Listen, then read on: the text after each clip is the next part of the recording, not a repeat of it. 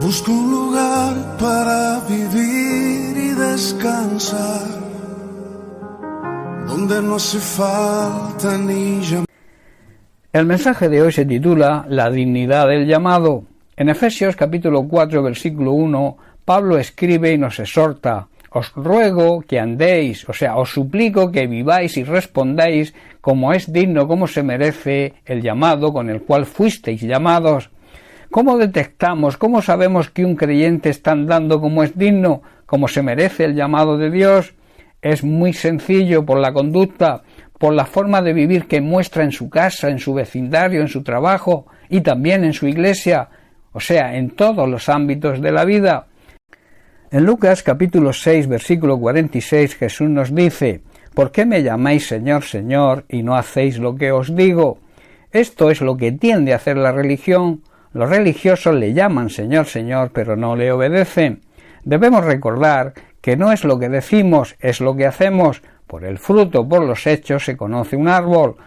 La simbología del árbol en la Biblia es la del ser humano. Se debe ver y palpar la relación y la comunión que tenemos con Dios en nuestra forma de vivir, lo que hacemos, lo que hablamos, lo que vemos, lo que oímos, dónde vamos, cómo vestimos, cómo cuidamos nuestro cuerpo, nuestra limpieza física, también una limpieza sin vicios, una limpieza espiritual. Todo esto demuestra cómo pensamos y cómo realmente somos, porque somos lo que pensamos. Como cristianos verdaderos, los demás tienen que reconocer a Cristo en nosotros. La conducta de Cristo tiene que estar reflejada en nuestra manera de vivir. En Mateo capítulo 26, versículo 73, poco antes de la negación de Pedro, leemos lo siguiente: y un poco después, acercándose los que estaban de pie, dijeron a Pedro: en verdad tú también eres de ellos, porque hasta tu manera de hablar te delata.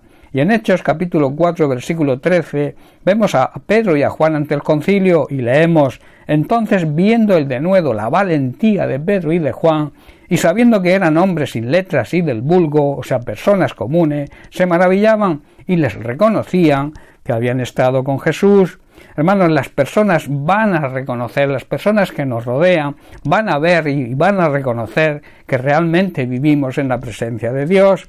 En 1 de Juan capítulo 2, versículos 3 al 6, leemos también lo siguiente. El apóstol comienza con esta pregunta: ¿cómo sabemos si hemos llegado a conocer a Dios? ¿Cómo sabemos si tenemos una relación verdadera de intimidad con Dios? Y él mismo responde: si obedecemos sus mandamientos. El que afirma: lo conozco, tengo relación con él, pero no obedece sus mandamientos, es un mentiroso y no tiene la verdad. En cambio, el amor de Dios se manifiesta plenamente en la vida del que obedece su palabra. De este modo sabemos que estamos unidos a Él. Y el versículo clave: el que afirma que permanece en Él debe vivir como Él vivió, debe andar como Él anduvo. Y en Efesios capítulo 4, versículo 2, Pablo nos dice, nos muestra ese caminar y cómo debe ser. Dice así: con toda humildad y mansedumbre, soportándoos con paciencia los unos a los otros en amor. Pablo está diciendo que tenemos que ser siempre humildes y amables, pacientes y tolerantes unos con otros, incluyendo y sabiendo que las faltas de los demás también un día podremos cometerlas nosotros, y todo esto debemos hacerlo por amor. Una persona humilde es cuando reconoce sus propias limitaciones y debilidades y obra de acuerdo con ese conocimiento. También es una persona que se somete, que acepta la disciplina y la corrección. La persona mansa es tranquila y responde de manera suave, aun en situaciones difíciles. Transmite paz y no es conflictiva, es benigna, una persona templada, misericordiosa, compasiva y amorosa. Cuando algunos creyentes no andan como corresponde, sin humildad y sin mansedumbre, van a surgir problemas, choques incluso dentro de la misma congregación. También es necesario aprender a tolerar y a soportar a los demás, y esto hacerlo con paciencia. Paciencia, una de sus definiciones, es la capacidad de padecer o soportar algo o a alguien sin alterarse. También debemos saber que es una cualidad del fruto del Espíritu Santo, y esta paciencia hay que tenerla aun cuando continúen cometiendo faltas. para reducir y, si es necesario, evitar las divisiones que terminarán rompiendo la unidad de la Iglesia. Pablo exhorta a ambos grupos, tanto a los que no andan conforme al llamado como a los que sí lo hacen y están molestos e incómodos por la actitud de los primeros. Andar como es digno también significa aprender a soportar con paciencia a aquellos que fallan e incluso a los que lo hacen con frecuencia, y así, con espíritu de humildad y mansedumbre, poder exhortarles, enseñarles e instruirles. Pablo en Colosenses capítulo 3 versículo 16 nos dice: la palabra de Cristo more en abundancia en vosotros, enseñándoos y exhortándoos unos a otros con toda sabiduría, cantando con gracia en vuestros corazones al Señor, con salmos e himnos y cánticos espirituales. Y Pablo en Romanos también, capítulo 14, versículo 1, nos exhorta y dice así: recibid, o sea, hacerse cargo, sostener, sustentar, admitir y aceptar al débil en la fe, pero no para contender, para no batallar, disputar o discutir o crear polémica con ellos sobre tipos de opiniones.